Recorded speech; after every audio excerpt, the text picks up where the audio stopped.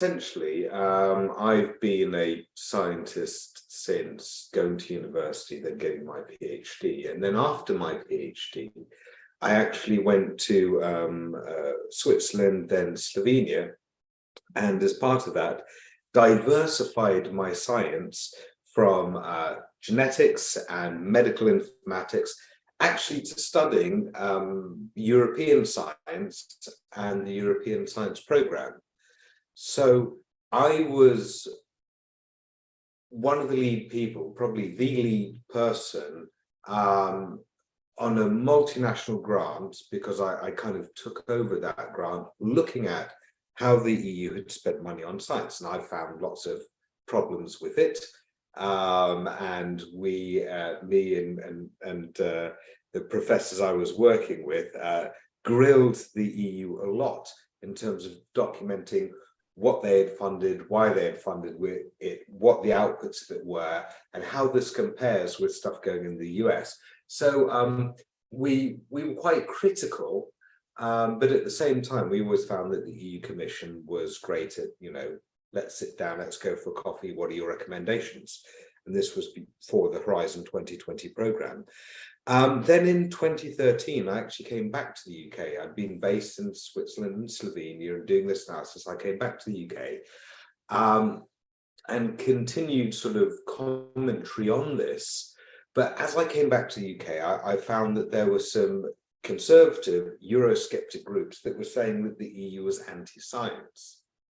And I decided to then pitch into the more public conversation with regard to public articles, say, no, you've got this all wrong. Now, I am probably one of the people that have been grilling the most at the moment, but anti-science, they are not. They've actually been ramping up the funding dramatically on science at the same time that the UK government has got us stagnant at the bottom of the G8.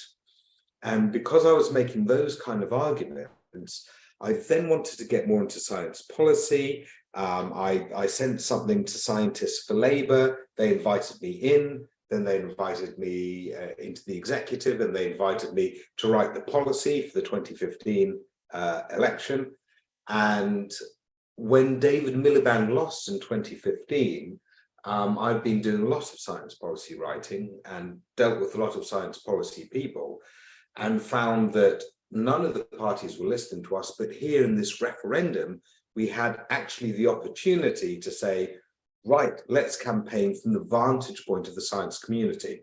In a general election, you're picking red ties or blue ties, their manifesto or their manifesto, or maybe Lib Dems.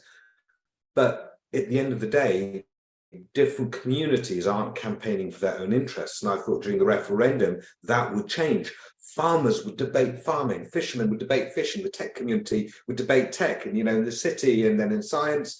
And so as soon as David Miliband had lost, I said to the others in the group, let's set up a new campaign. We all know what we think about leaving the EU. So let's call it Scientists for EU, and get out there on social media and just make the case in terms of a community. And there was one other guy, Rob Davison, a Scotsman off in Hong Kong at the time, said, Mike, I'm fully with you, and you better think up a logo quickly, because I'm already inviting people to the Facebook page that I just set up under that name. And so then Rob and I just went charging for it from that point onwards. And then that obviously developed into us having a full campaign during the referendum, working alongside, but very critical of, Britain Stronger in Europe. And then when that fell through, the whole disenfranchised pro-European community looking for other forms of expression. And so we kept going through that as Britain for Europe formed, and the European movement sort of grew from what there'd been before. Then Open Britain, then everything fused together, People's Vote campaign, that rose and then sort of collapsed in 2019. And European movement has largely been the entity that kept itself together and helped rebuild stuff. I didn't know that that was going to be the case. And so I was also thinking about how do we recapture all of the great grassroots that have built up so much structure over this time, and hence set up the Bylines Network, which was essentially for all of these local progressive groups that care about pro-European issues, but also other issues like local democracy, climate change, PR, what have you. How do we give them a voice so that they're not just begging their local media to be heard, but rather can make their own media? So I created that as well, because also in 2019, I'd raised about £250,000 to invest in actually growing local pro-EU Facebook pages. And I thought, there's no way I'm letting that go to waste, because there are so many groups around the country that we've developed. Anyway, so Bylines Network and European Movement are largely now the structure of that local media, and the Continuity Remain, now Rejoin campaign. And that is the new structure that we've got at the moment going into 2023. And if you look at the polls, and if you look at where the media is going, we're actually now getting into a really strong and quite exciting place. So that's my whiz through summary of how I started, and then largely I've been very close to the center of everything that's happened since. Yeah, no, I agree with you about the polls. Actually, I've noticed that as well. A lot of them are turning kind of in our favor. And I'm sure there's plenty of scientists are glad of the representation as well. Do you think in your experience that the majority of scientists are in favor of the EU? And the form of Brexit that we have now, what impact is that having on science in general in the UK? It's kind of a two-part question, sorry. Yeah, no, two parts to that question. In terms of how many scientists are pro-EU versus anti, that was clear from really, really early on. I mean, not only did we get in really quickly and start making the arguments very quickly, but also there was an early poll done by the Campaign for Science and Engineering in collaboration with an engineering research group that found that over 90%, I think it was 93% of all the people they surveyed, said the EU has been a major benefit to science and engineering research in the country. And I know the people that commissioned that poll, they didn't know what to do with it, because they felt quite exposed when they'd done it, because they wanted to have a balanced argument and balanced debate. And then suddenly it was like, nope, everyone thinks this way, so you better represent them. And they really felt quite awkward. There was another poll done by Nature shortly after that was asking UK scientists whether they were likely to vote to remain or leave. And they put it past me and said, you know, do you want to spread this around? And I was mindful of the previous poll. So I said, I am not retweeting this anywhere. This is purely on you. I don't want to swing it either way. I want to see what you come up with. And it was 85% for remain. I think it was less than 10% for leave. And then there were some people that didn't know. But anyway, it gives you a ballpark. And then this was reinforced by the actual, when we got a lot closer to the referendum, Times Higher Educational did a poll and found that out of those working in higher education, 9 in 10 were pro-EU and 1 in 10 were anti-EU. So that's why the 90% figure, I think, is very solid. So that's question one. So no, I should add in, because this one is just straight up amusing. During the referendum debate, you know, we've got about 200 universities across the United Kingdom. Not a single vice chancellor of all of them was for leaving the EU. And in fact, there was a very embarrassing thing on BBC Radio 4 once that I listened in on and just chuckled heartily, was when they tried to cover the topic of universities. They had to cover all these different topics. So they got a pro-EU vice chancellor of a university, and then they got someone else, which was a vice chancellor of a university, a very rare and little known one, who believed that there should be no public funding to universities, just private funding.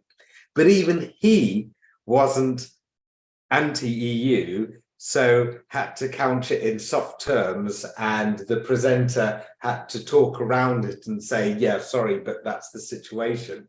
And then, of course, you had a whole load of Nobel Prize winners that were saying we must remain, and not a single one for leaving. So that's where the science community stood, and for good reason, because now we're moving on to part two of your question.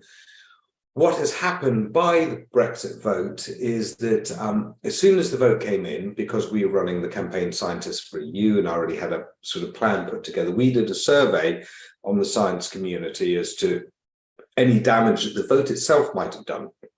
And immediately, the drop in the pound blew a whole load of budgets. People who budgeted for equipment to come from EU or elsewhere in the world, in fact, those had to be reckoned with. There were a bunch of people who were lined up to go and take places at UK universities or UK companies, who then turned it down on the basis of that result. So they cancelled the offer that they'd had. I got a lot of people saying, you know, I'm going to leave, but I didn't take that seriously because that wasn't a real impact. That was just talky. But there were significant numbers of people in the mix that had actually turned down jobs in the UK, and there were significant numbers of people who said that they had to change either their budgeting, cancel contracts, or cancel, you know, arrangements and extensions that they were planning on. And then, of course, there were lots of collaborations with EU partners on the science programme that got frozen or readjusted because they didn't know what was going to happen. Now, the government at the time, Theresa May's government, you know, allayed fears about that and said, we're going to carry on, you know, as per usual. There's going to be no discrimination. The EU ensured there was no discrimination projects going forward.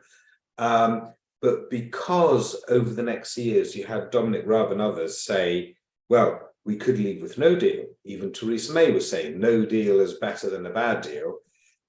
It really put the chills on the whole collaboration at the Horizon 2020 level, which meant that in 2016, and going back all the way for many years, it had always been Germany and the UK in pole position for who was bringing the most money and the most collaborative links on the science programme.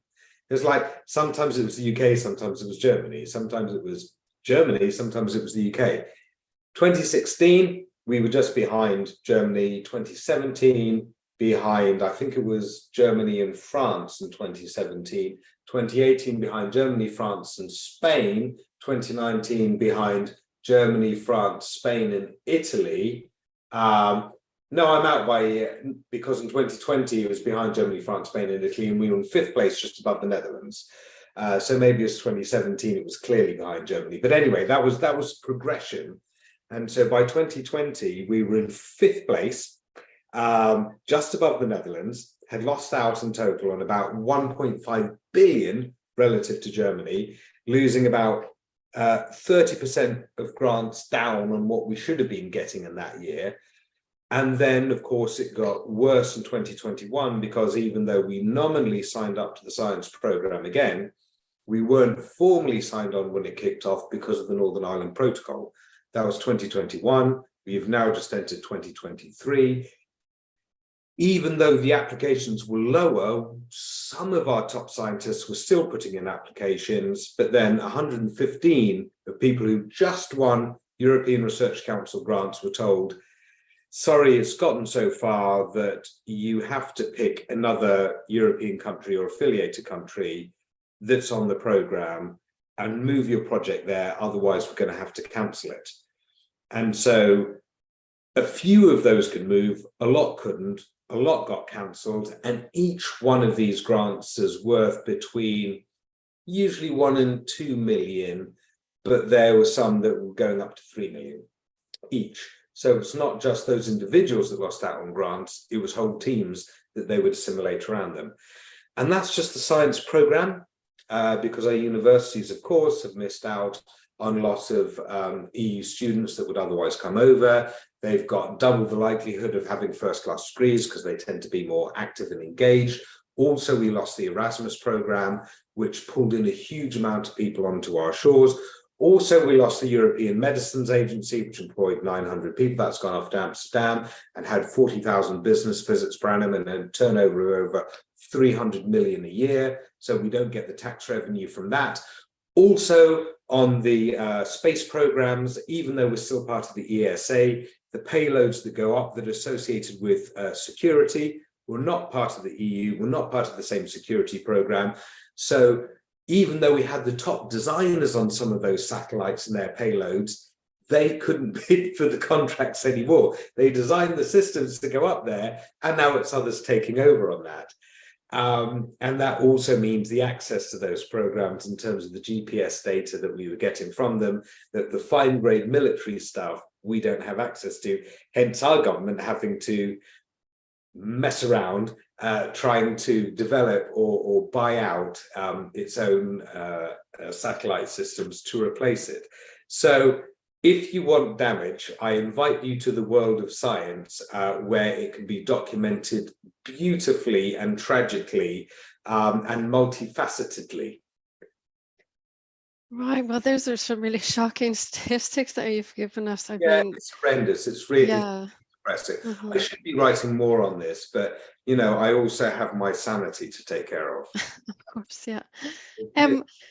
Would you like to take this opportunity to tell us about your Brexit documentary that you have planned? Right. Okay. So that's going to kick me up the backside to actually get the science stuff documented well, but then also in farming, also in fishing, also in manufacturing.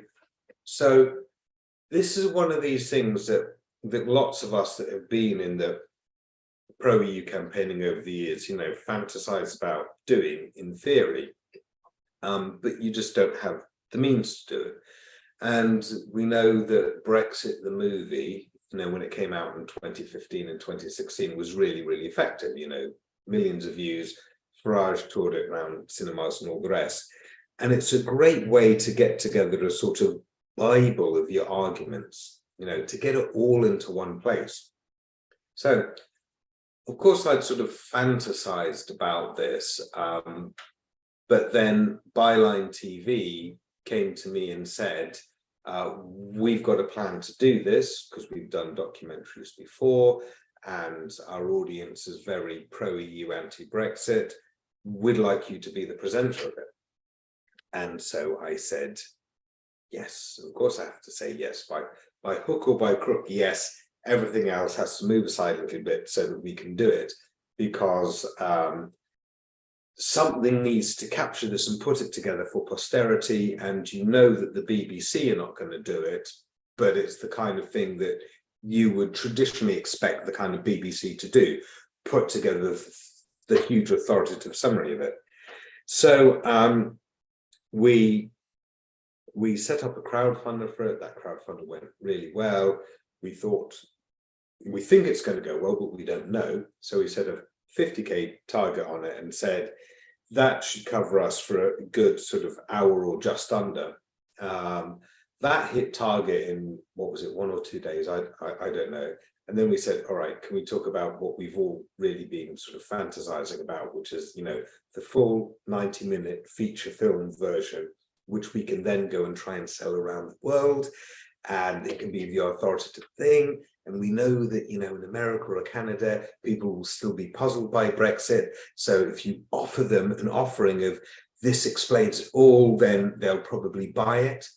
So, so that we said, can we cheekily ask for an extension to 90k so that we can do a 90-minute version? And yeah, then we hit that as well. And I think it's we sort of let it run. We haven't been pushing it. It's on 96k at the moment, and we should probably push it again when we start putting out some of our first clips of our first interviews. But basically, we hit target on that. That is a huge commitment. I am terrified about doing justice to all the different aspects of it. The FT did a really, really great summary of the financial impact of Brexit and how that led into the Trustonomics budget.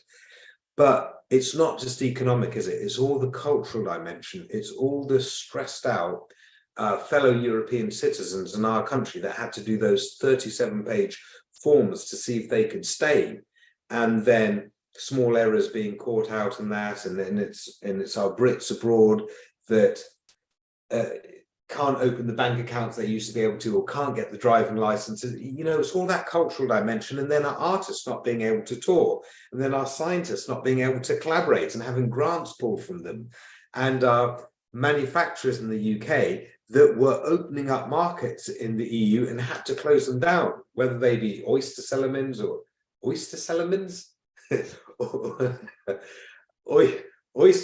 selling their goods, or oyster salesmen. But no, you know what I mean. But oyster seller, okay, that amused me. But we do have already in our archive from Byline TV several examples of industries that were growing in Europe and have just had to shrink that back.